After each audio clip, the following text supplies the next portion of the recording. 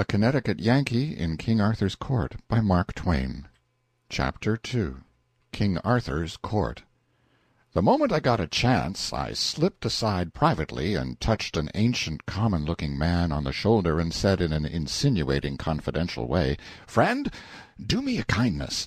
Do you belong to the asylum, or are you just on a visit or something like that?"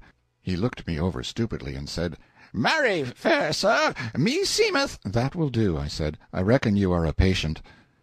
I moved away cogitating, and at the same time keeping an eye out for any chance passenger in his right mind that might come along and give me some light.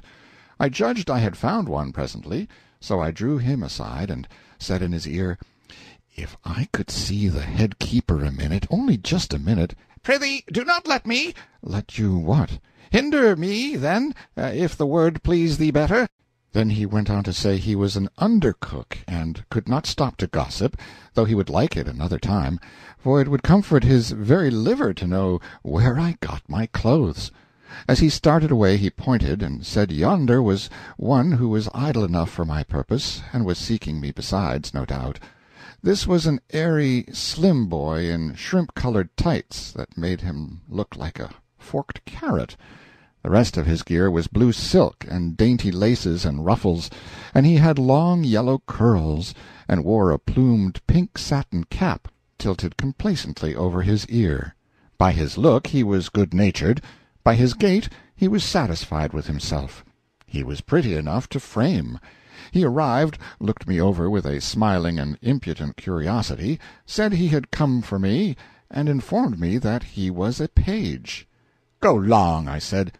"You ain't more than a paragraph." It was pretty severe, but I was nettled. However, it never fazed him. He didn't appear to know he was hurt. He began to talk and laugh in happy, thoughtless, boyish fashion as we walked along, and made himself old friends with me at once. Asked me all sorts of questions about myself and about my clothes, but never waited for an answer. Always chattered straight ahead, as if he didn't know he had asked a question and wasn't expecting any reply, until at last he happened to mention that he was born in the beginning of the year 513. It made the cold chills creep over me. I stopped and said, a little faintly, "Maybe I didn't hear you just right. Say it again, and say it slow. What year was it?" 513. 513. You don't look it. Come, my boy, I am a stranger and friendless. Be honest and honorable with me. Are you in your right mind?" He said he was. "Are these other people in their right minds?" He said they were. "And this isn't an asylum? I mean, it isn't a place where they cure crazy people?" He said it wasn't. "Well, then," I said, "either I am a lunatic, or something just as awful has happened. Now tell me, honest and true, where am I?" "In King Arthur's court." I waited a minute, to let that idea shudder its way home, and then said, "And according to your notions, what year is it now?" 528, 19th of June. I felt a mournful sinking at the heart, and muttered, "I shall never see my friends again, never, never again. They will not be born for more than 1,300 years yet." I seemed to believe the boy, I didn't know why. Something in me seemed to believe him, my consciousness, as you may say.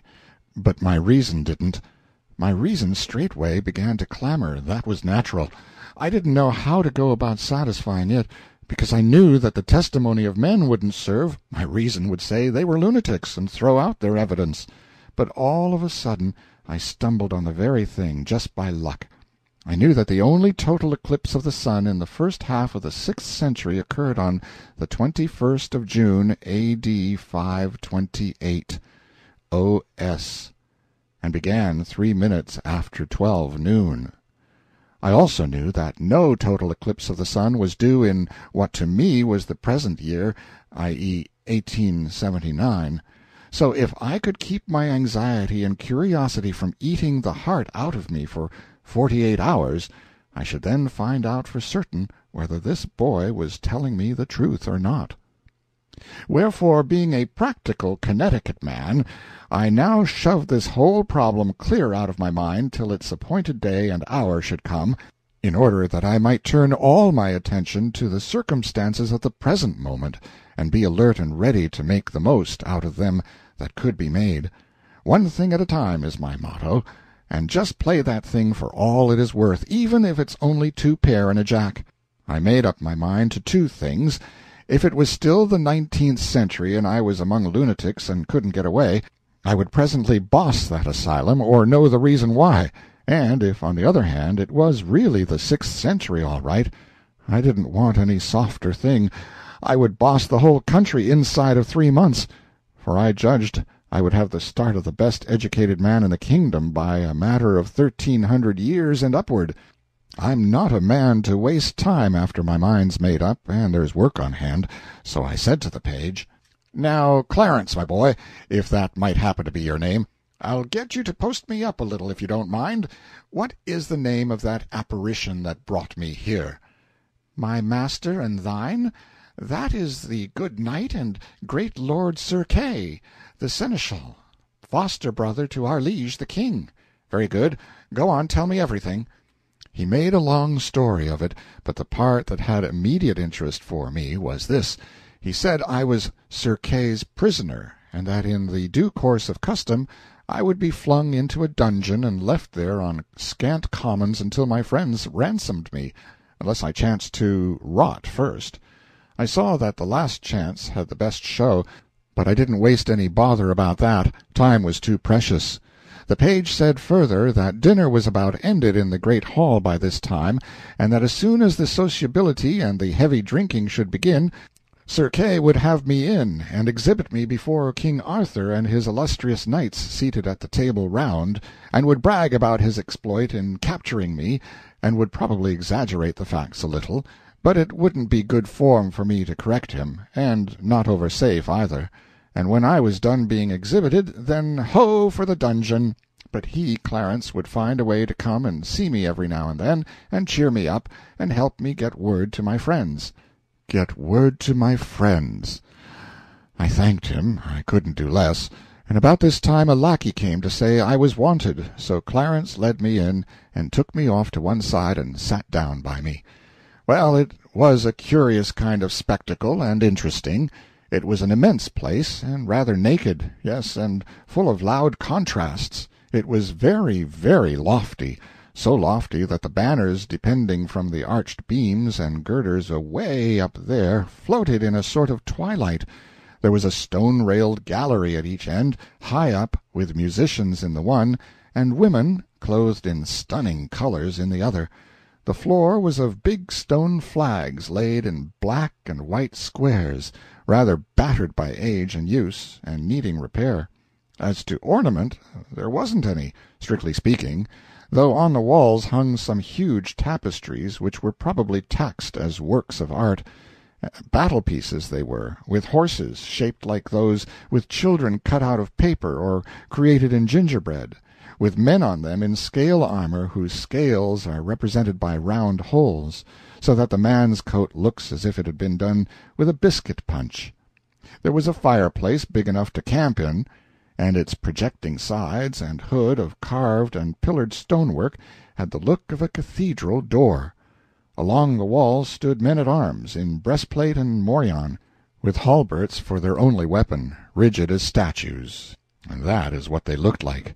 In the middle of this groined and vaulted public square was an oaken table which they called the Table Round.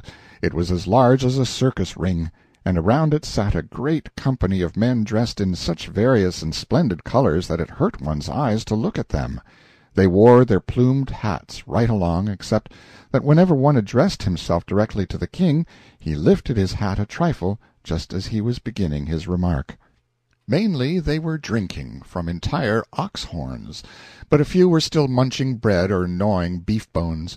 There was about an average of 2 dogs to 1 man, and these sat in expectant attitudes till a spent bone was flung to them, and then they went for it by brigades and divisions, with a rush, and there ensued a fight which filled the prospect with a tumultuous chaos of plunging heads and bodies and flashing tails, and the storm of howlings and barkings deafened all speech for the time. But that was no matter, for the dog-fight was always a bigger interest anyway.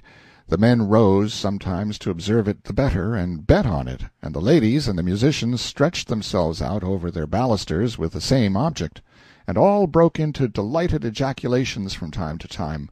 In the end, the winning dog stretched himself out comfortably with his bone between his paws, and proceeded to growl over it, and gnaw it, and grease the floor with it, just as 50 others were already doing, and the rest of the court resumed their previous industries and entertainments.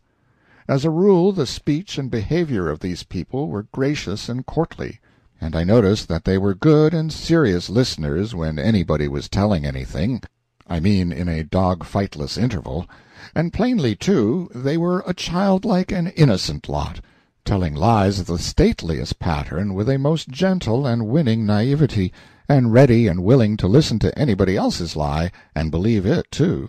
It was hard to associate them with anything cruel or dreadful, and yet they dealt in tales of blood and suffering with a guileless relish that made me almost forget to shudder. I was not the only prisoner present. There were 20 or more. Poor devils, many of them were maimed, hacked, carved in a frightful way, and their hair, their faces, their clothing were caked with black and stiffened drenchings of blood. They were suffering sharp physical pain, of course, and weariness, and hunger and thirst, no doubt, and at least none had given them the comfort of a wash, or even the poor charity of a lotion for their wounds. Yet you never heard them utter a moan or groan, or saw them show any sign of restlessness, or any disposition to complain. The thought was forced upon me, the rascals, they have served other people so in their day. It being their own turn now, they were not expecting any better treatment than this, so their philosophical bearing is not an outcome of mental training, intellectual fortitude, reasoning. It is mere animal training. They are white Indians. End of chapter 2.